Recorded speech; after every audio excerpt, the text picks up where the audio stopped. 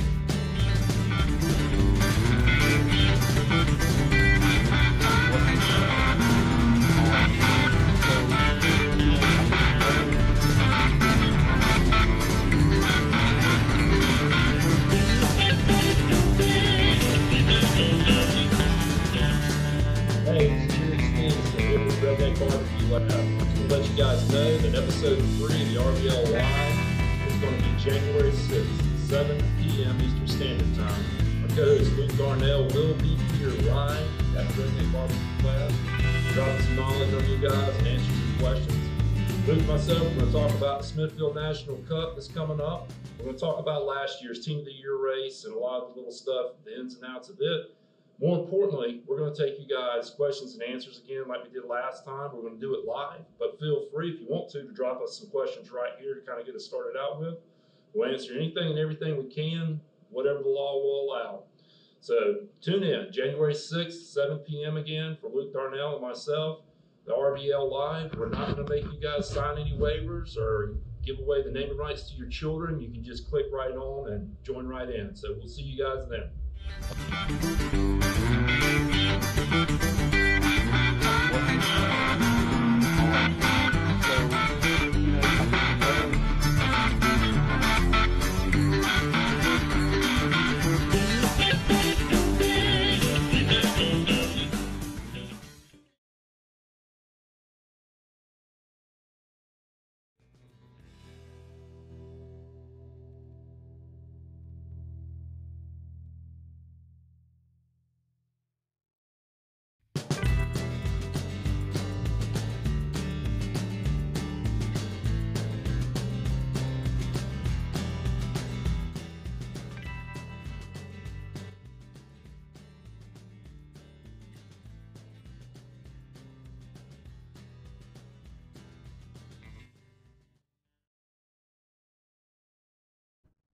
Do it again. Go. Take two. Hey, folks. Welcome back to the Redneck BBQ Live here at McGee's Crossroad, North Carolina at the Redneck BBQ Lab. My name is Jerry Stevenson. Glad to have you guys here. My co-host for tonight is Mr. Luke Darnell of Old Virginia Smoke. Hello. Glad to have Luke back. This is his second time on the show. Hopefully we keep him around for a third show.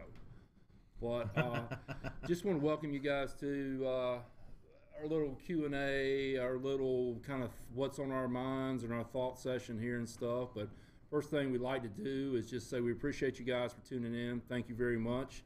We've appreciated your questions. We appreciate your insight. Some of the feedback we got from you guys are awesome. So once again tonight, before we even begin, I'd love to remind you that we are live on Facebook and we are live again on YouTube. And your questions are very important to us. Say them, type them in there. Let us know what they are, and if we can legally say something about them, we will. Luke may do the illegal ones. We'll see about that. But hey guys, happy New Year! Yeah, and awesome time, man. Yeah. You have any barbecue New Year's resolutions, Jerry? Yeah, I think, that's one of the things, us as barbecue cooks, that we look at is like, everybody says, well, what are you guys going to do this year? Or what are you going to do? How many contests are you going to cook? And we always kind of sandbag and say, number one answer, we're not going to cook that many contests this year.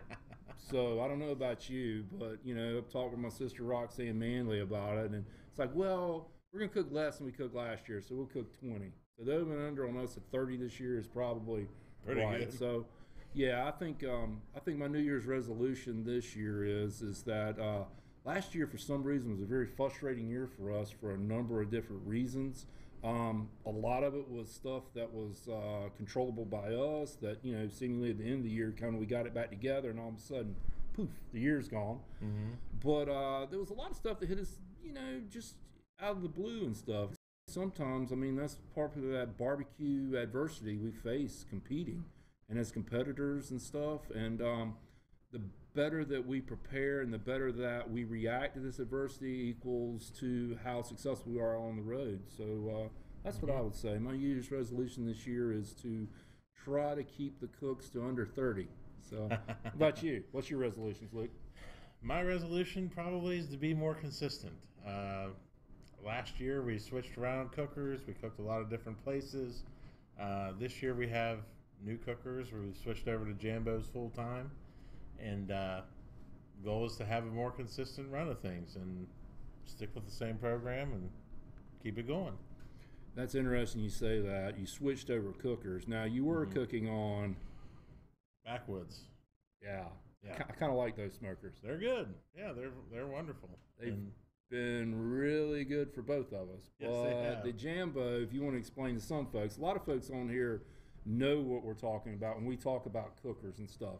And I'm a backwoods guy. You guys come to the Redneck BBQ Lab here at McGee's Crossroad, exit 319 on I-40 just outside of Raleigh. Halfway in between 95 and Raleigh, you can't miss us. That's my one shameless plug of the evening for the Redneck BBQ Lab, exit 319 McGee's Crossroads. Right.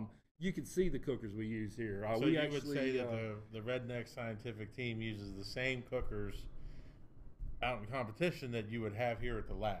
We do. And that's one of the things I stand behind. It's on our menu. It's on our board here. Proven winning competition barbecue. Yep. Myself and my sister, I should say my sister, I just need to put her before me because I think she's a lot more important in this team than me. Mm-hmm. I'll give her that. She knows she's a good cook, but she's Oh, yeah. also the one that keeps the animal in the cage, being me, half the time. Keeps us kind of on track, just like little G does with you. As long as she makes those deviled eggs, I don't. Yeah. Oh, it's too early to go to the deviled eggs. Oh, you just opened up something. But yeah, I mean, when you come here, we use those backwoods smokers. They're out of Louisiana. They're very consistent. We've had great luck on competition. We use them here in the lab. We use Royal Oak charcoal. I'm a huge Royal Oak supporter. Even if they weren't one of my sponsors, I'd still use that product. Very consistent. The burn time's great. What it does to our food is really important, I think, with our flavors. We use what you see here. I mean, this right here, we laugh about it. We've been selling these like crazy. But this is it. I mean, this is what we use here at the labs, what my sister and myself use. It's our sauces, our rubs.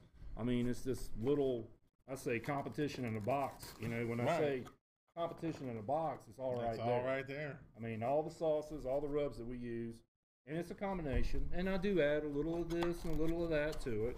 A little sweet, a little heat, maybe a little salt, maybe a little something you don't know what it is. Results speak for themselves, buddy. 20 grand championships, 300 top 10 calls. Those numbers are probably outdated, but yeah, that was 2016. Yeah, it's all right. Hey, results talk, baby. It's all good.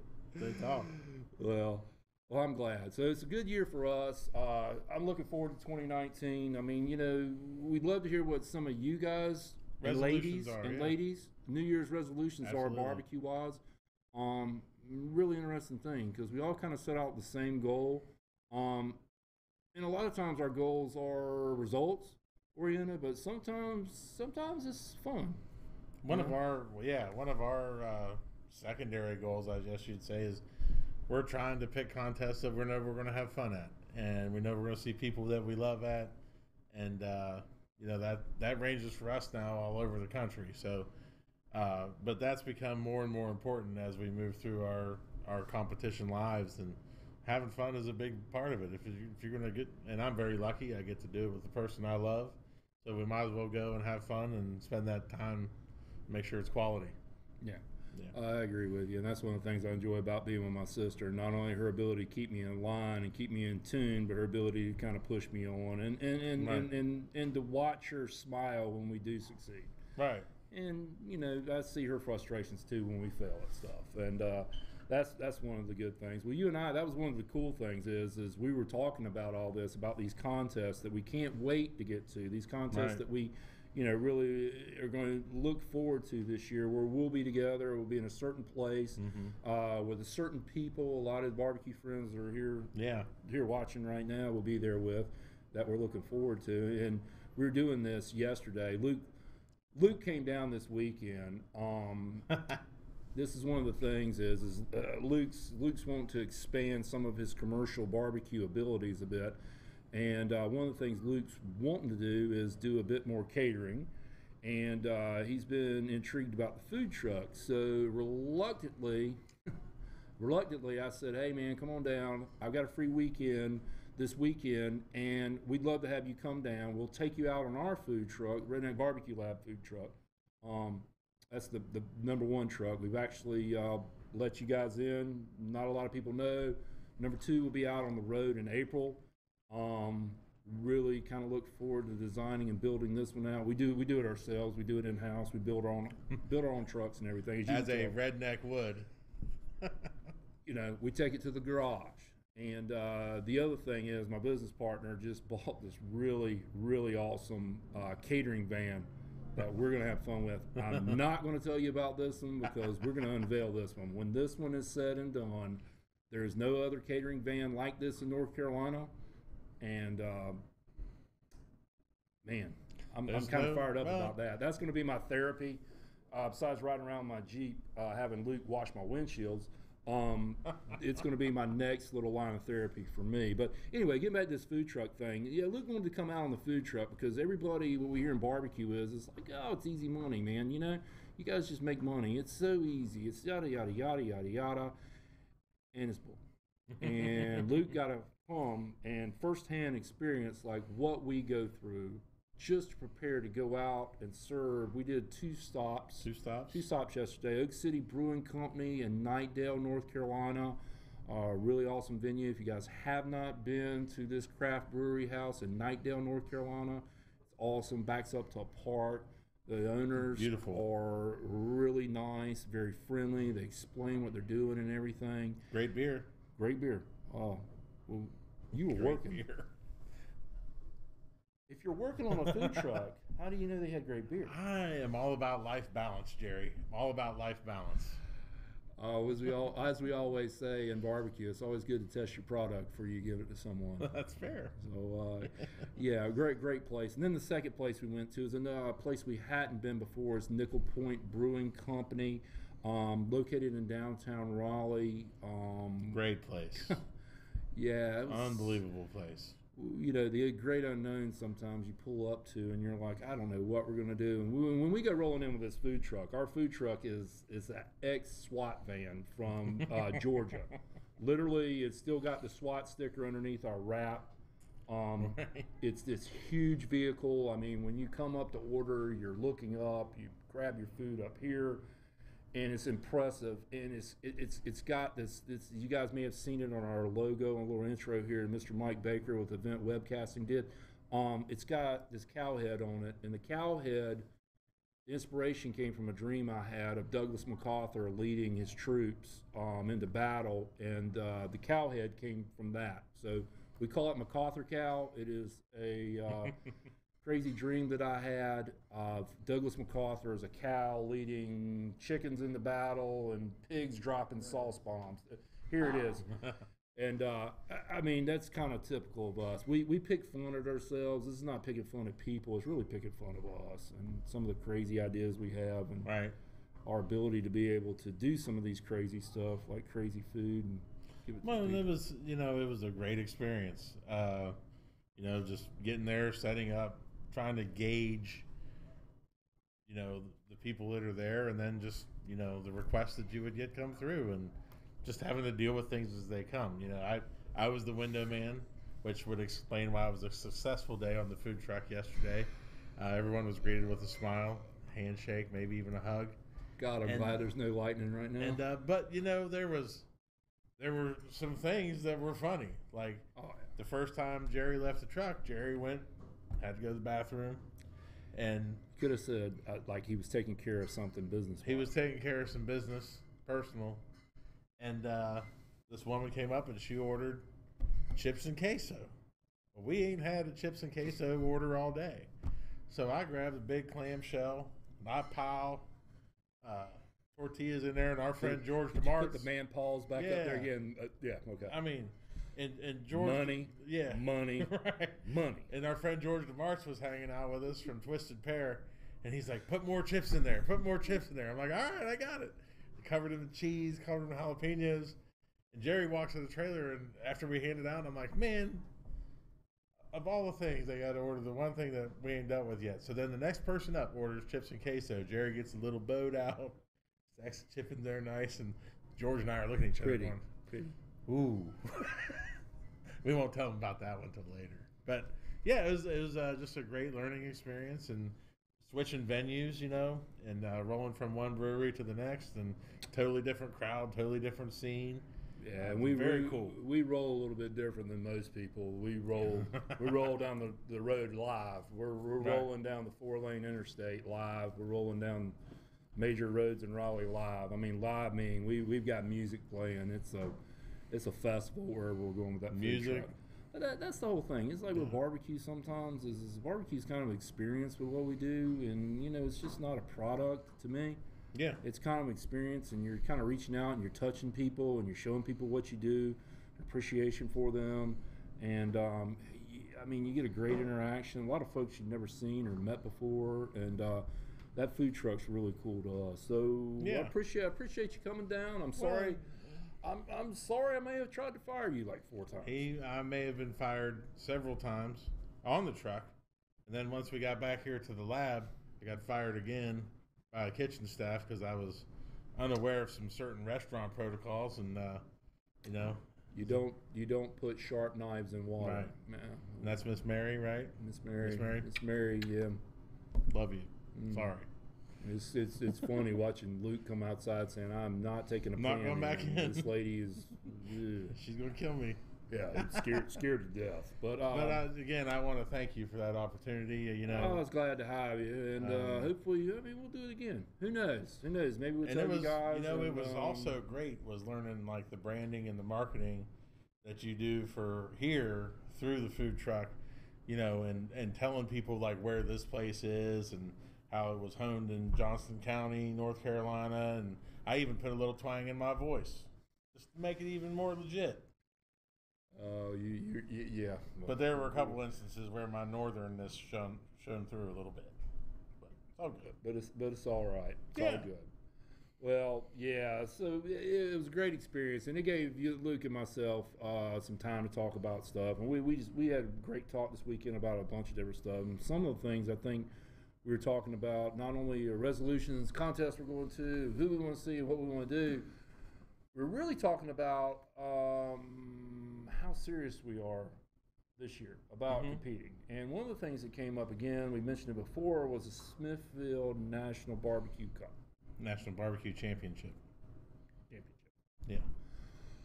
All rights reserved, because cup is trademarked, evidently. Right? It like is. Jock Cup. I mean, coffee cup. Redneck BBQ Lab cup. Let's let that go that way.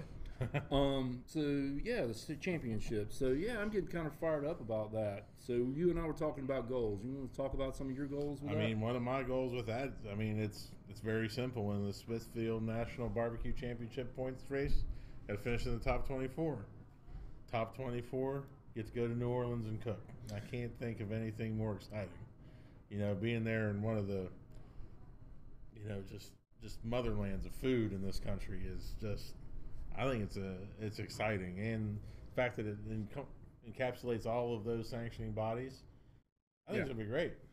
Yeah, and that's one of the things that kind of get me. It's I like the fact that it's not so much KCBS, and I mean, you know, KCBS there's this thing that there's a domination in the Midwest.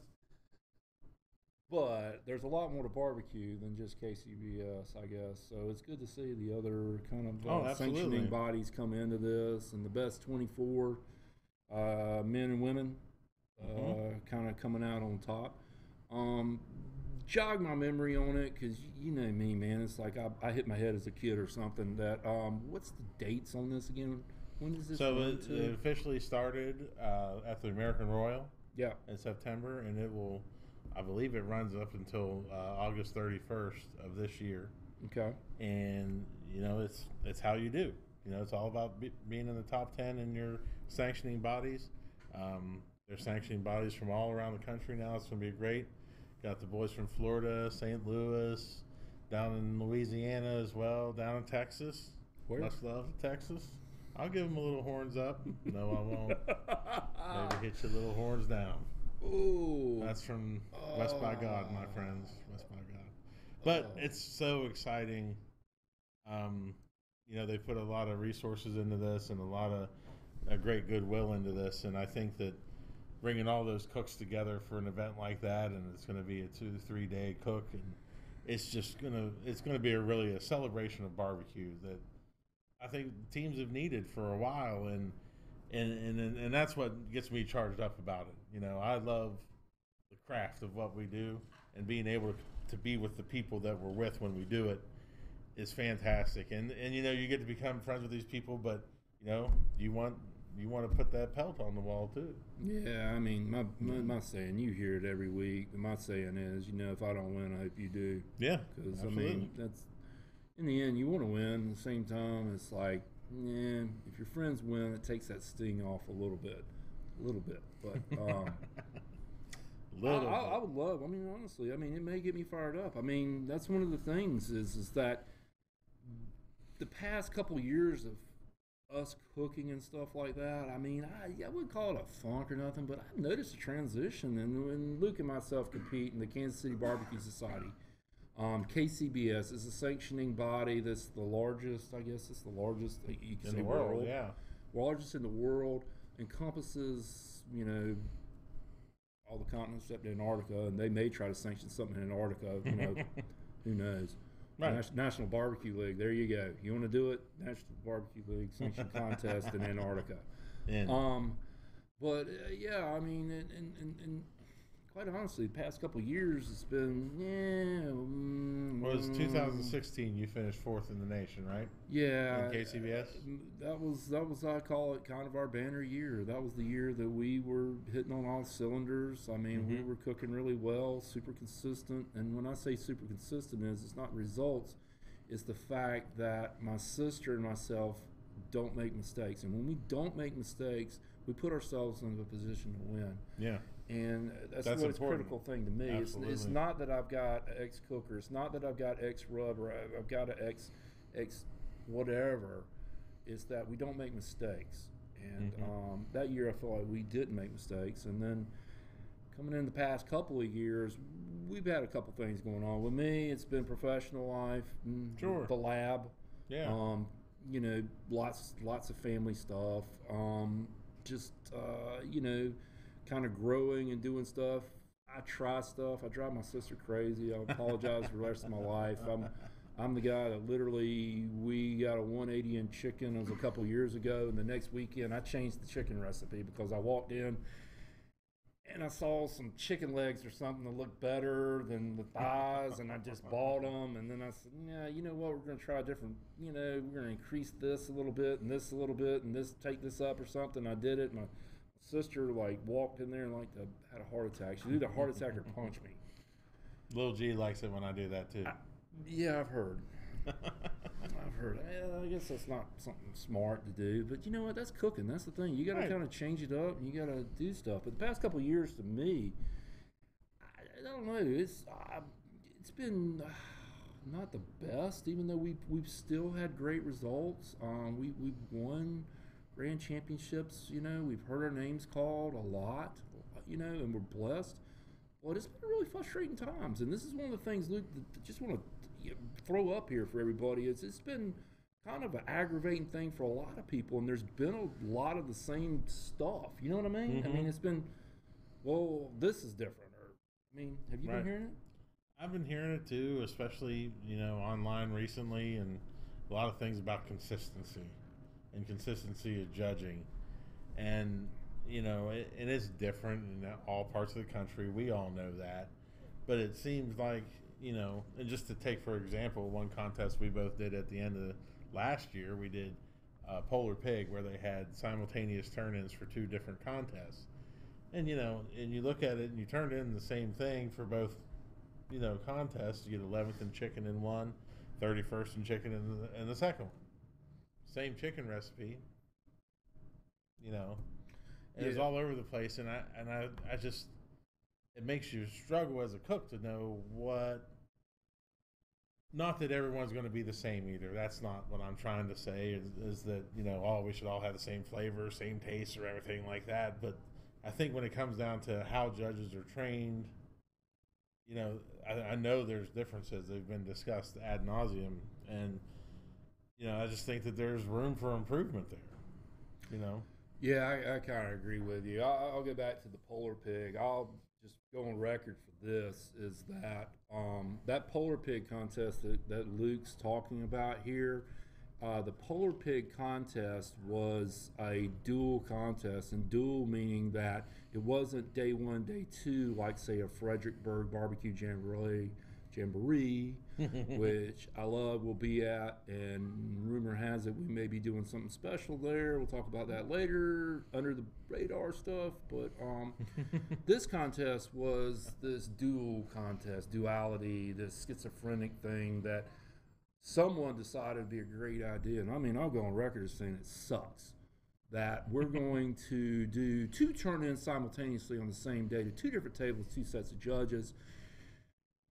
And it's like taking milk and trying to put water in it and spread it out. Oh no, we'll cook 2 this, 2 that. And it's like, no, it's a waste of money, it's a waste of time. The principle behind that, Luke, and my thing that I had a problem with, and still have a problem with, said I'd never do, is that you got 2 sets of judges, you got the same turn-ins, but people are going to give you different results. The only way you can have the same results is to take 2 of your boxes and put it on the same table with the same 6 judges, right, and have those same 6 judges judge that same stuff simultaneously. And even then it wouldn't be perfect, but that's about as near as perfect as you can get as to, oh, well, this is why, this should be even. And it's just not going to work. It's a terrible idea. It was just a shameless promotion, in my opinion, about how this kind of came about. I'm on record with it, and I'll take the heat. Luke's got a different opinion of it. But, that's the thing with these duality contests sometimes that can be frustrating and then lead some cooks, which I know one person who said that I'm done because of that contest. And it came back to the judging aspect. And you can't really hammer the judges on that contest about, oh my gosh, you had good judges or bad judges or whatever. You had 2 sets of judges. You had people that liked pepper. You had people that didn't like pepper. And, it's just one of those things. So, Well, one of my things is,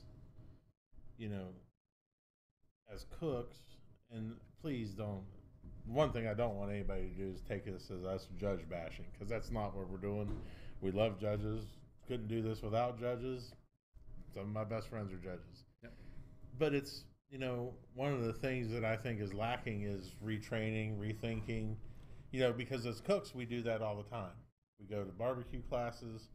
We try and get new things that were out there, new flavors, new processes. We're trying to get better, all the time trying to get better. And I think that, there could be possibilities for people to improve on the other side of the table too. Yeah. And I just think, it's all about trying to be better at what we all love, and that's barbecue. Yep. Whether it's from the judge side, organizer side, cook side, rep side, there's always opportunities to make this system better and to have a better product, both for all of us that are involved, but also for the public. Yeah, at the end of the day, it's that, you should be happy. You're cooking food. You should be happy what you turn in. Maybe we all make errors, Right. We're human. We make errors. You ever put your pork injection in your brisket? Sweet tea vodka don't work good. I can tell you that. And then pork injection doesn't taste good, thinking you're just taking a slug of sweet tea vodka. That's a good thing. Maybe that's a good question for later on. What's the worst thing you've ever done in barbecue? Mistake-wise. We'll talk about that later. I made some doozies. You know it. I don't really want to tell that story. Oh, God, yeah. We probably don't need to go there, some of it. But, yeah, the judging thing, the whole thing comes down to is that we're trying to objectively kind of put some kind of criteria to subjective type experience, where we have some people that like something some way and some that don't. Right. And, that's one of the things. There will always be a human nature aspect to it, and there should be. I think my biggest issue the past couple of years with kind of the I guess our results and stuff like that is we cook really consistent. We cook consistent stuff, and I know a lot of people are like, well, not all chicken's chicken, not all ribs are ribs, but I can tell you that I mind like an elephant when it comes to stuff. And when I get the bite or I see the texture or something like that, I know it's a good product. Might not be a great product, but I know it's a good product. And then sometimes you see something in terms of some judges' scores and stuff that just goes, well, this judge thought it's average and this judge thought it was great. And sometimes it's not always that way. And I think that's what you were kind of talking about with some of the re-education part. We'll have somebody that says something is, and the KCBS is judged, or Luke and myself talk about it, it's on a 2 to 9 scale. Nobody knows where the average is. You know, you don't know where you start. The training's hard. I'm going to say it. I'll go on record. I'll be the bad guy in this episode. You're a good cop. I'm bad cop. Okay. So there's no, you know, it's like wherever you want to start, just start here, start there. Doesn't matter. This is the cooks. This is where the cook starts. The Hail Mary, Mother of God on the turning boxes. But they don't really tell the judges where to start. So is it gymnastics where you start at a 9, you know, and start deducting, or is there a hey, you start at this crossroad and you go this way, you take a left, or you go a right, and then where is that crossroad on that 9 to 2 scale? Yeah. So that's one of the things I'd love to see kind of tweaked, you know, universally across the board, because not only would it help the cook teams and take the judges and help the judges as well, it would take that argument that we're talking about kind of off the board, off the internet, off the minds of cooks going into it, off the judges. You know, and one of the things that I hear from some judges sometimes, and even cooks, are like, oh, I can't do legs, or I can't do thighs, or, you know, it shouldn't matter what you put in the box, whether it's chicken legs, mound of pulled pork, or even if you try and jam a full rack of ribs in there. It shouldn't matter. Or that chicken breast that I had. Somebody brought me some chicken breast this year, and they got killed on, and I ate, and I ate it like, I was like, it was at, they turned chicken in, we turned chicken in at 12, and I ate this at 1:45, and I was like, dear God, you just want chicken. And this person ended up like toting the back of the bus. I mean, they're in the back seat of the bus results-wise. And I was like, ooh, what happened here? Right. So, yeah, I mean, you know, I mean, I hate to say that you have to do this or you have to do that, but I would like to see some kind of some set point on the scale. Right. I'd love to see some kind of set point and stuff. Narrow the criteria, maybe. Narrow the criteria. Could be. I mean, because could be a simple retraining video from year to year saying, you know, there's been a lot of questions about chicken skin, or there's been a lot of questions about, you know, how many ribs should be in a box and stuff like that, or, you know, just a brief 20-minute video that people watch right before they judge that, you know, kind of clears the deck a little bit. You know what I mean? And like, okay, you know, this is burn ends don't have to be in there. Yeah. You know, and stuff like that. And that's well, you had to go with the burn end. I can tell you though that the burn ends on the minute, sir. They're fantastic. The burn ends are amazing. I may or may not have been eating them all day yesterday. Your business partner wants to fire me again. Yeah, we lost money on you there.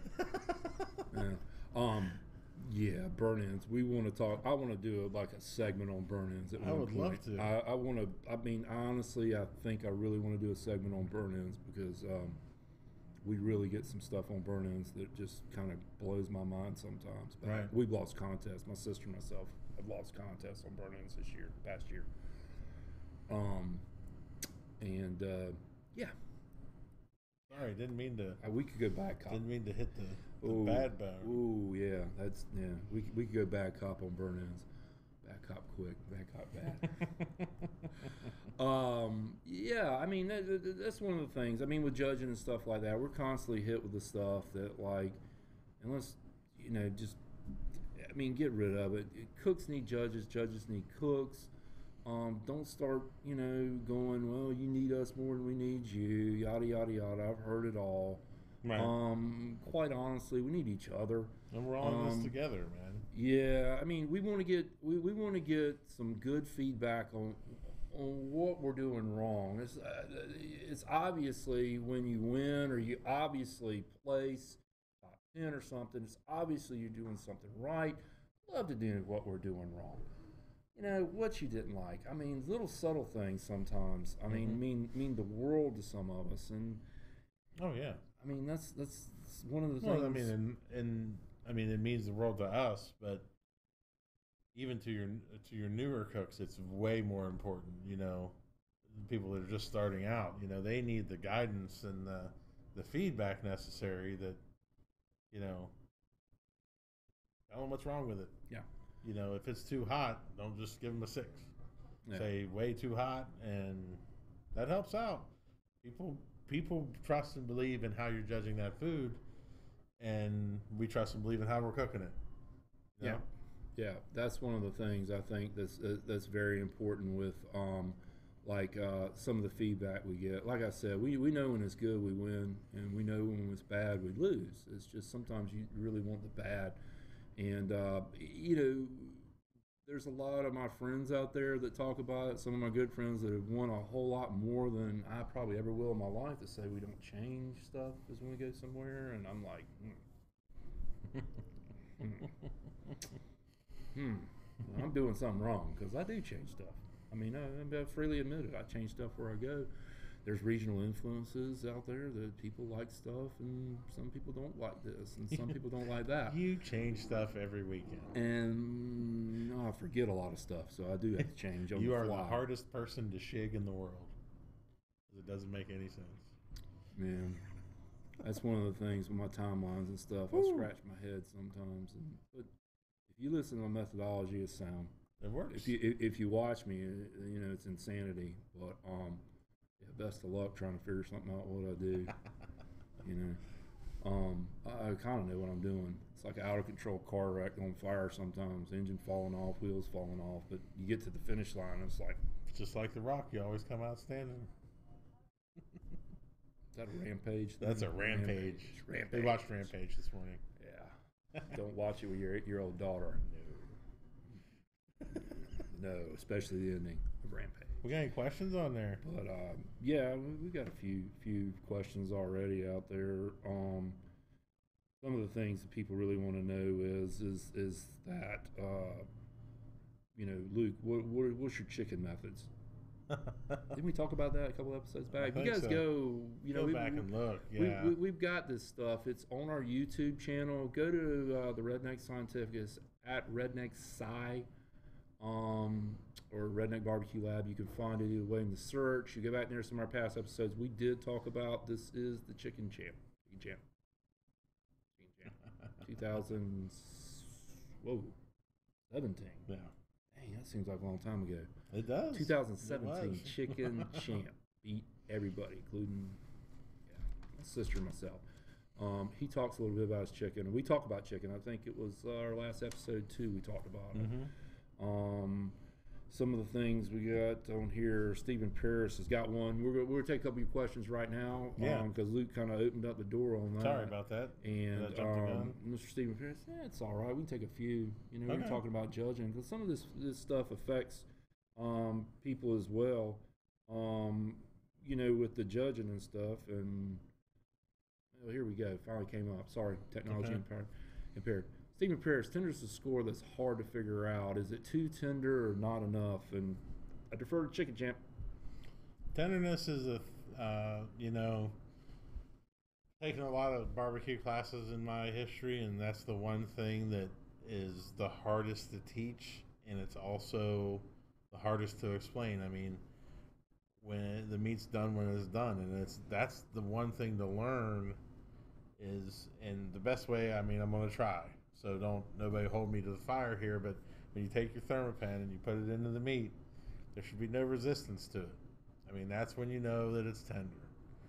Chicken's harder, obviously, because you go start putting a bunch of holes in your chicken, all juice is going to run out and all this. But you really, I mean, you don't want to feel any kind of tug on that needle, you know, or on that probe. It's got to go in like butter. And a lot of times, and you can run into trouble with it too, you know. We both had that happen earlier this year in Wise. Brisket wouldn't get done. Next thing you know, I cooked the hell out of it. It was bone dry. I mean, and come to find out. Juiced it. Yeah. I call it juicing it. You Yeah. Juiced it. You know? And come to find out, it happened to, out of the 25 teams there, it probably happened to 18 of them. And sometimes that happens. Give you a little thing on that. Had to do with, tell them. Sure. So tell them my theory. Yeah. Not theory.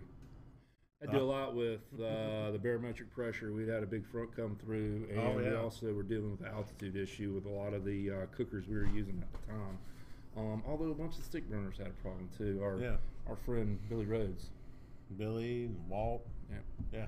had kind of the same issues. So it's one of those things. Kind of one of those things we had anticipated. So we allowed ourselves a little extra time that day because of it. Right. I don't know if you did or not, but we definitely did. But yeah, I'm with you. I mean, the tenderness thing is, and I'll tell you my thing, Stephen, with tenderness is like with chicken, I probe it.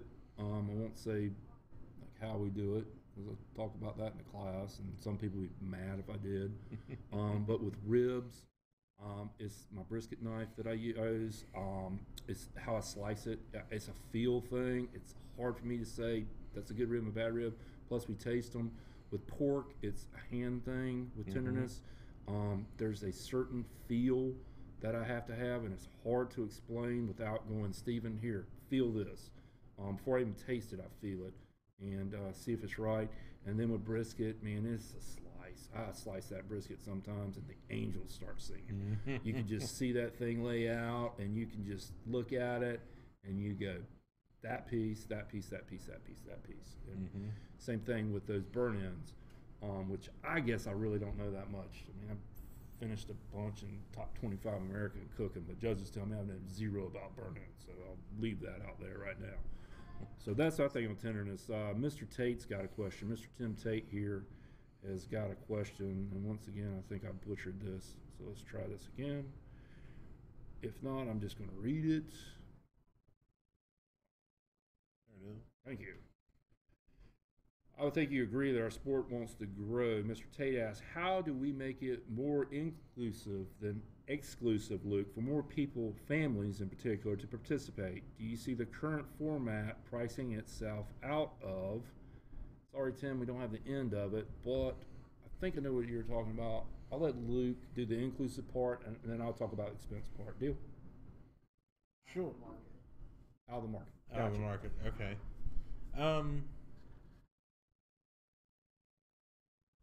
I would say, in terms of being, I think competition barbecue is what you make it. If you want to go do it by yourself and have that be your alone time, that can be that. If you want to go do it with your spouse, like I do, that can be that. If you want to go do it with your family, there are plenty of people that go and do that. And it's a balancing act, believe me. You get to watch you watch families out there cook, and you're like, wow, how do they do that with the kids and stuff? And there's some very successful teams out there that are family teams, and I think it's a balancing act. In terms of being priced out, yeah, go ahead.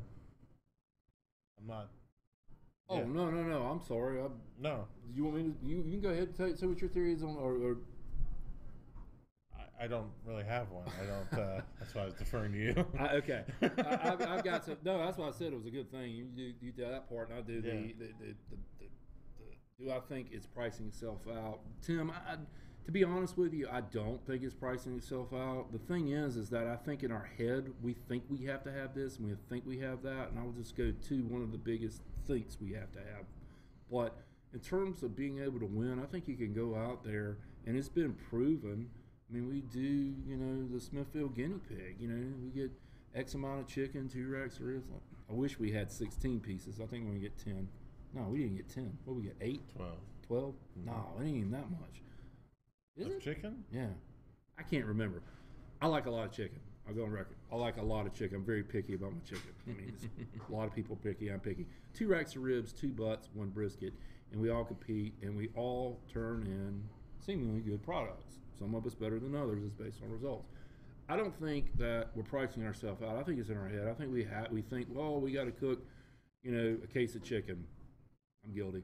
I do think it. I don't think we need to cook 6 racks of ribs. I don't think we need to cook 6 pork butts. I don't think we need to cook 2 briskets. People are out there winning cooking less. Absolutely. I know that for a fact. I know that for a fact. The other thing I'll get to is with the brisket. There's a lot of brisket out there. It's like, oh, I get my brisket here, I get my brisket there, da-da-da-da-da.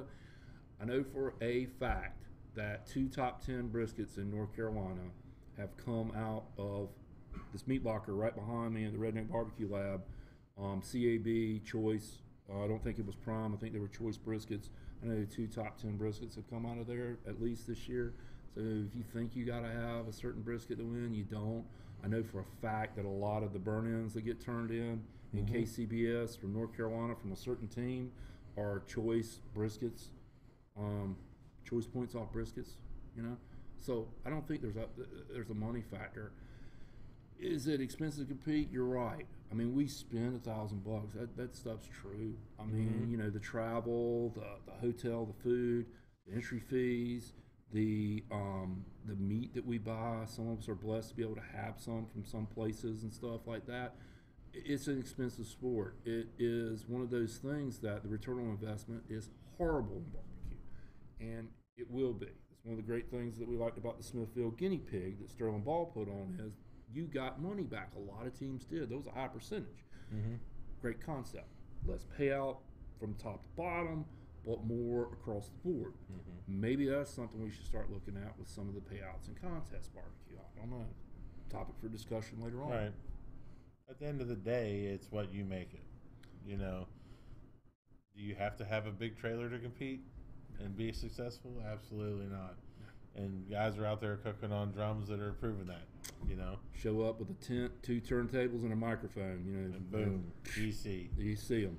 I mean, you're like, show up, out, you know. I mean, happens every day. Right.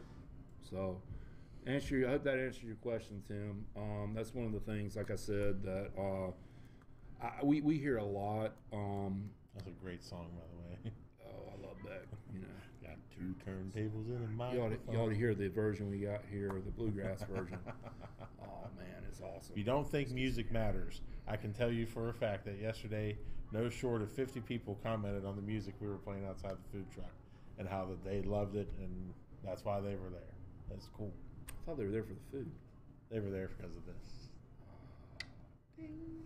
Do you have a ding button? Ding. I got you a ding button. What else you got? Oh, well, we'll take one more question. And guys, ladies, please keep coming these questions in. We're going to answer these following. We're going to talk about a little something else that we hadn't really talked about, but I'm going to pressure Luke into talking a little bit.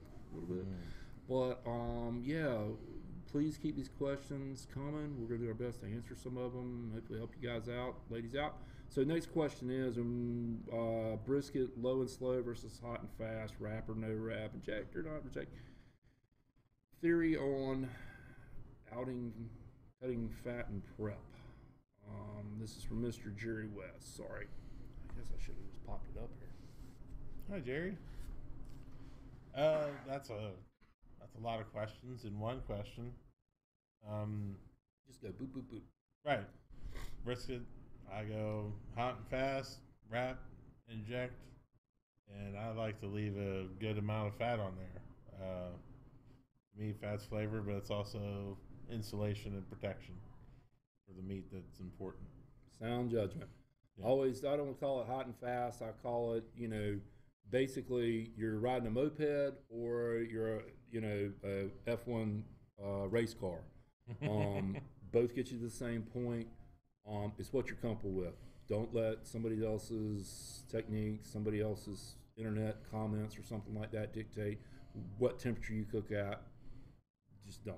Because either way, I know for a fact I've 180'd in brisket at 225, 240, 250, 275, and high as 400 on accident. So I know that for a fact. Inject or non-inject, I do inject. Not injecting for phosphates or anything like that, which a lot of people do. By the way, judges, when you get your brisket, like, oh, this is nice and tender, and it snaps. Too much phosphates. Barbecue 101. Then, like, snaps like a Slim Jim. I mean, pop. A little too much. You juiced it. You juiced it a little too much. A little much. And then wrap, unwrap. I wrap. It's a color thing for me. And then finally fat. I love fat on mine. I've never cooked a brisket that I burn with fat on the bottom.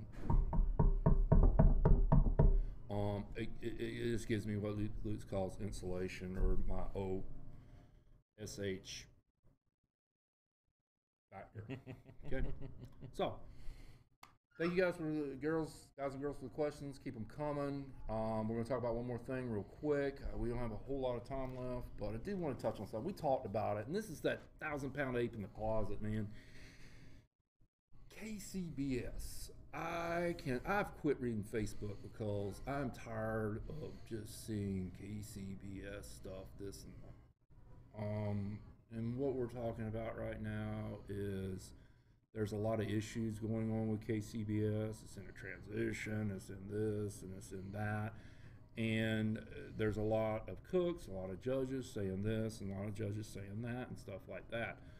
Do you see, I'm going to put you on the spot here, a stability in KCBS right now? And the second part to this question is, what do you think we can do to kind of help and be positive? Okay. See, I'm giving you, I'm pulling, Thanks. but I'm giving. Well, yeah, I think KCBS is the whole sport of competition barbecue is in transition right now, and a lot of things have, I think it's one of those sports that stayed static for a long time, and then much like everything in our world, technology's introduced itself and social media has introduced itself, and everything's happening a lot faster now. People expect change a lot faster, and I think the organization and the culture of everything that we do has got to speed up to that a little bit. I think there's a lot of voices out there in the void right now, and there's a lot of just he said, she said information, and I just think that I think that the best thing, I think that as cooks and judges and all of us, is to keep an open mind to see where the leadership is going and see where the board's going. I know they've been working on a lot of stuff for the past couple of years, and again, it's in transition. But the one thing that everyone can do, especially if you're a member of KCBS, is make sure that you vote in the election. I hear a lot of people complain in real life about politics. God forbid we're not going there, but you ask them if they voted and they say no, and I'm like, don't talk. Like that's your voice. That's the system we have, and this KCBS election. That's our voice. That's our time to vote in the people that after you read through the profiles and things, and find the people that are most aligned with what you believe in and where you think things should go. Yeah, I think what you said is pretty sound. Is just like with anything else, your best voice in this, and unfortunately, your best voice in this will be a vote. If you're not happy with who we got right now, vote this way. If you are happy with the past going, continue to go that way. I think my thing is keeping an open mind, open opinion. It's hard when I get some bullshit letter or bull crap email from somebody, mass email, telling me to vote for them. I think that was the one thing about this election that really kind of got me up. Like, hey, you're on a current BOD member, and you're sending me an email that some of these other folks that aren't did. Not good. I don't come in your front door and ask you for something. Don't come in mine without knocking. You better not just show up. But that's the thing. I think what we need to do is just kind of step back and look. And I've been seeing and reading. I've quit reading Facebook, man. I thought I quit reading Facebook because of the November 4th elections. I think I quit reading Facebook because of kind of these elections and stuff like this. And people are all this and people are all that. Let's just break this down to what it is, folks. It's we cook food, you eat food. You happy, we happy. Good Lord. Figure it out. Quit trying to solve a problem that's not there, with some of this stuff. And quit. And I am talking to the BOD. This is directed to the board of directors, the current and the future board of directors. Quit creating problems. You think you're solving problems sometimes, but putting layers on a pile of dog turds doesn't make it anything more than a pile of dog turds. Get rid of the trash. Get rid of the turds. Start all over.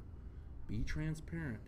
Stop these closed sessions. I think this is what I'm reading, what I quit reading, matter of fact, because I'm tired of reading the same thing over and over again. Please get rid of it.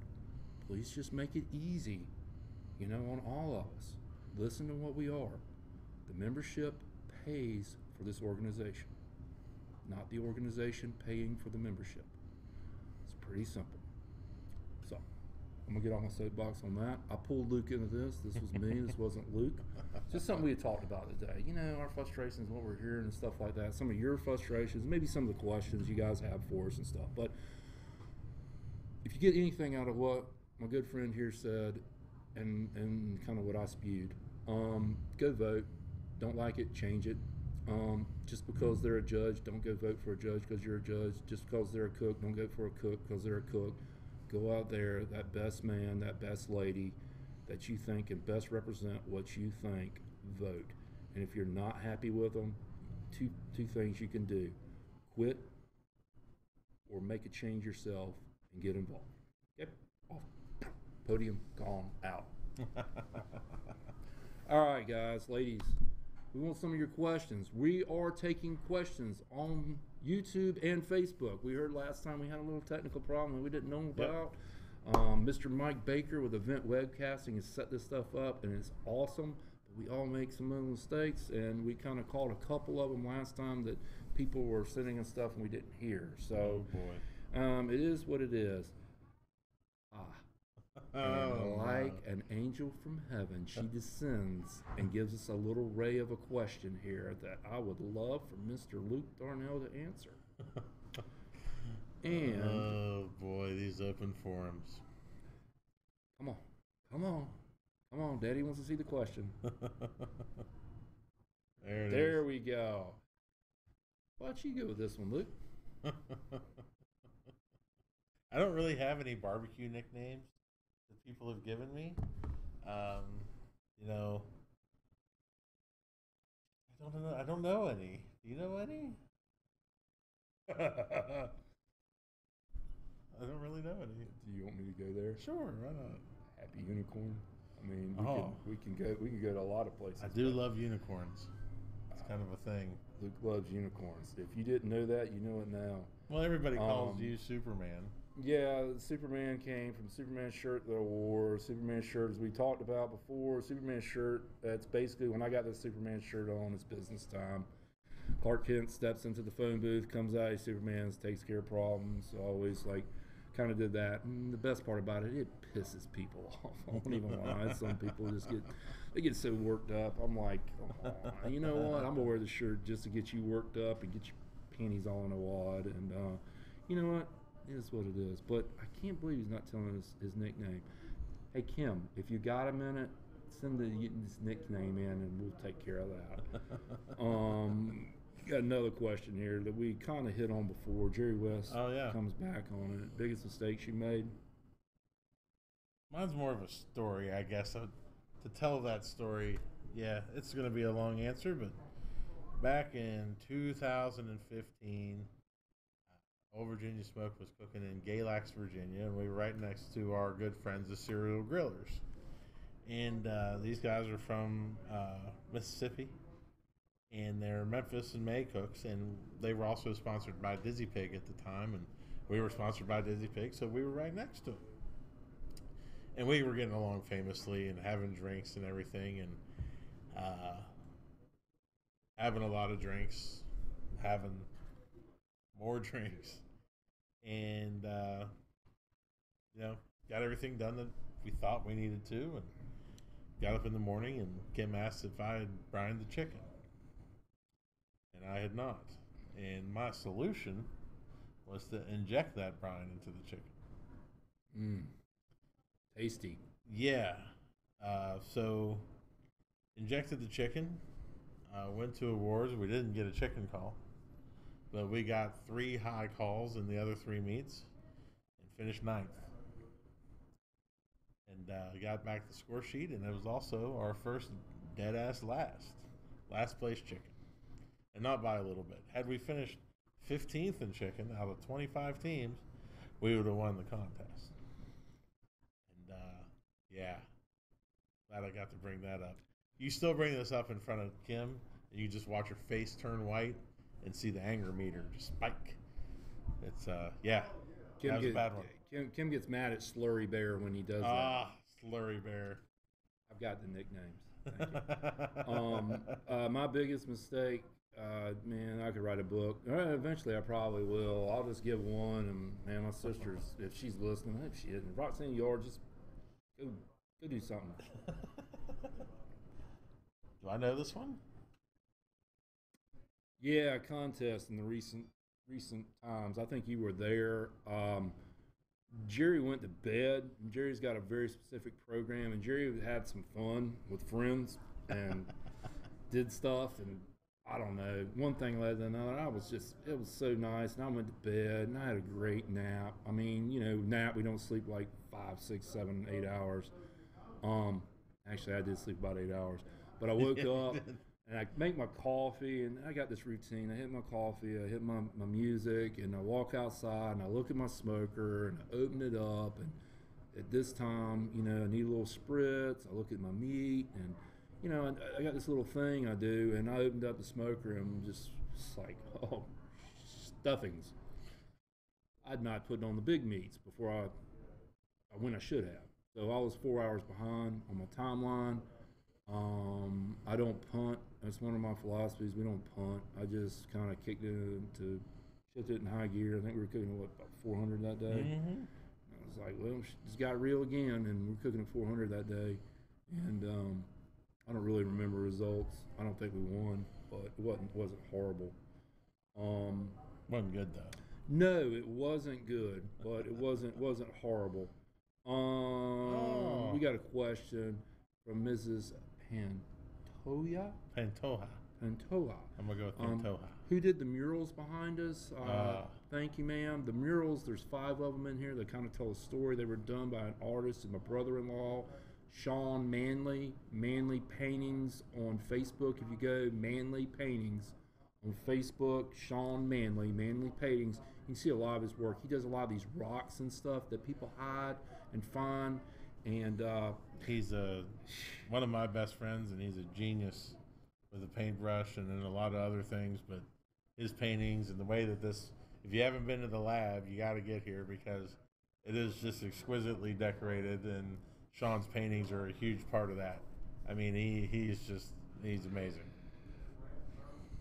Yeah, we love it. I mean, love his work. It tells a story. It tells a story about Johnson County. It tells about farming. It tells about barbecue, and it's just incredible.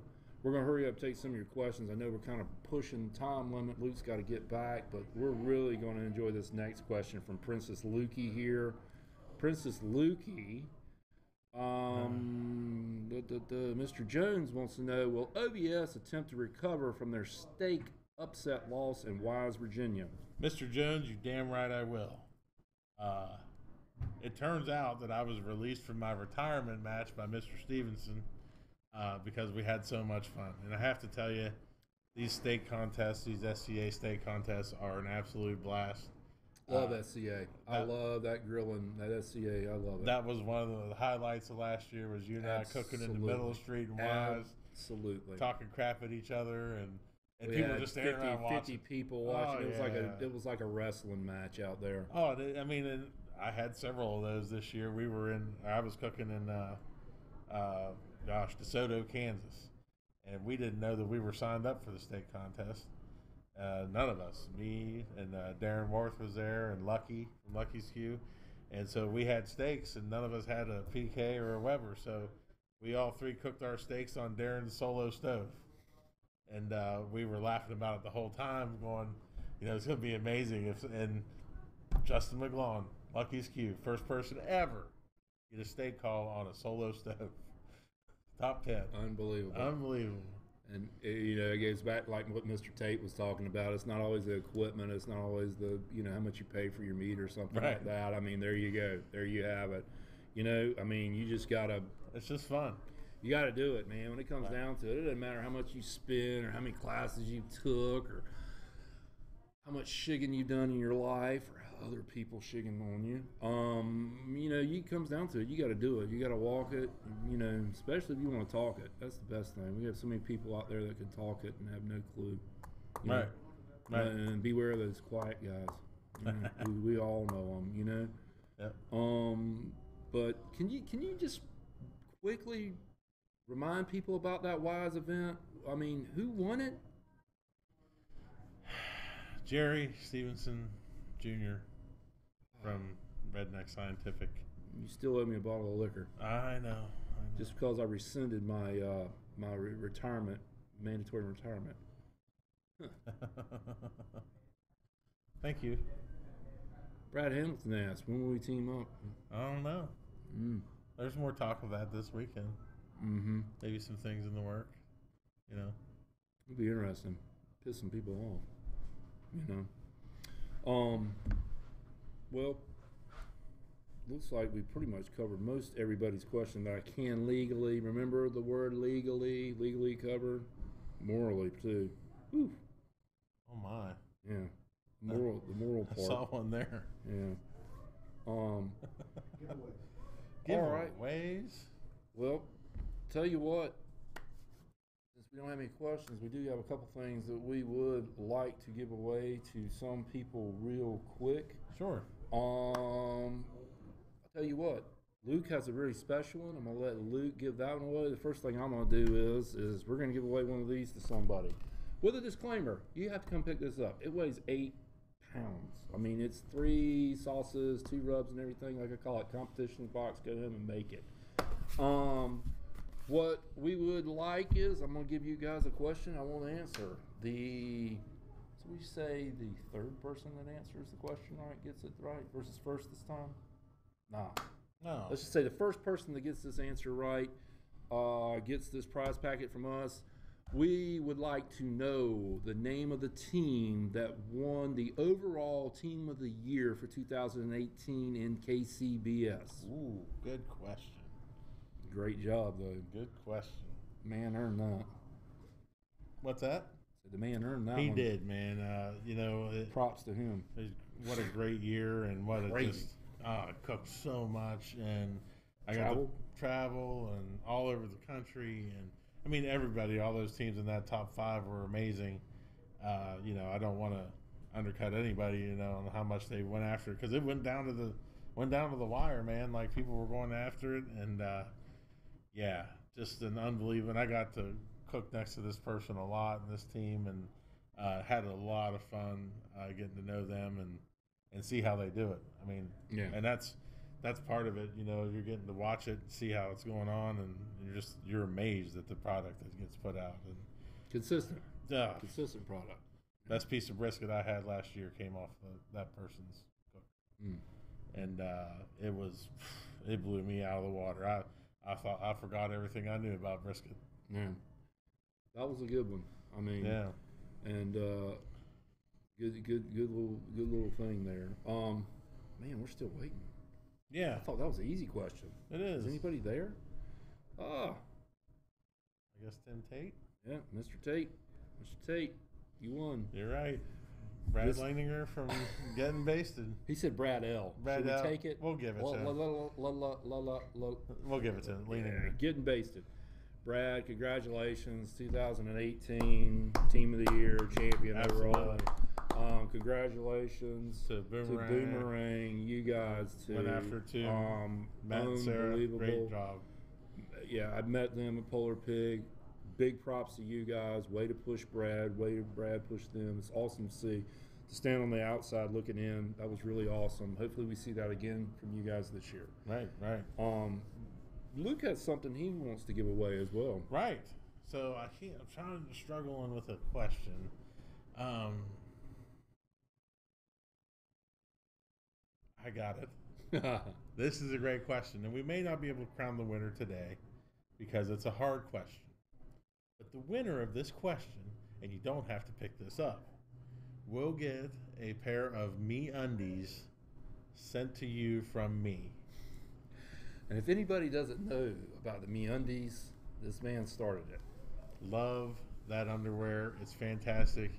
Your first pair will be on me. If you can answer this question correctly, and it's easy, is you have a 50-50 shot.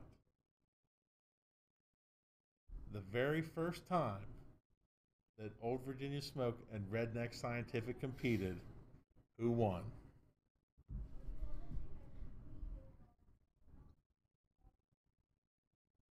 $50-50.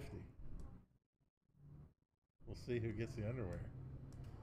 People were good research. That was a tough one. It was a tough one, wasn't it? Mm-hmm. It is, because it took me a while. It took me 6 months to figure it out. Oh boy, I'm never gonna live that down. But oh, you what? Just gonna give away the answer? Why would you do that? Somebody can't type. You know who else won today? You did. Help me. I said all of these statements from your sauce bottle today. It's a little outdated. I know, but I still got them all in there. Anyway, guys, well, we run over on the Redneck BBQ Lab, episode 3. Once again, we do have a Bill winner, Jones. Bill Jones. Bill Jones gets underwear, baby. Bill Jones. Me undies. Can I pick them out? Absolutely. All right. Leopard thong. Mr. Bill Jones. Anyway, guys and ladies, thank you guys so much. This is episode 3. There will be episode 4. We want to continue doing this. We'd love to hear some feedback. We'd love to hear some topic suggestions, what Luke and I could answer for you. Like I said, legal, that's the thing. Whatever we can do legally. We're going to go into some other stuff. We're going to have, next episode will be some of the KCBS board results. Mm-hmm. We'll be talking about a little bit more about some of the upcoming competitions we're doing, talking about scheduling, just talk about some of the other issues and some of the stuff that we can address. But the only way we can do that is if you guys send us some feedback here on Facebook or on YouTube, and we'll do our best to try to tailor a show to try to answer some of these questions and stuff for you. So once again, thank you guys for joining Luke and myself, and thank you, Luke, for coming down and spending a wonderful weekend with me. Thanks for having me, buddy. It was invaluable to me. Oh man, it was therapeutic somewhat, but I'm ready to get you back up north. So once again, I'm Jerry Stevenson. Thank you guys for watching our show. We want to say one more thing. Thank you, Mr. Mike Baker, with Event Webcasting. He is the man that makes this happen. Mike can do this anywhere in America, mobile, doesn't matter. We're really going to expound on this a little bit and start doing something really cool. Matter of fact, the next show, Luke won't even be here beside me. He will be someplace else doing this show, and pretty soon we may even start bringing in some guests. So we'll talk about that. But anyway, guys, ladies, thank you guys very much. You. We appreciate you. Happy New Year, and we'll see you guys out there on the barbecue trail. Be safe. Take care.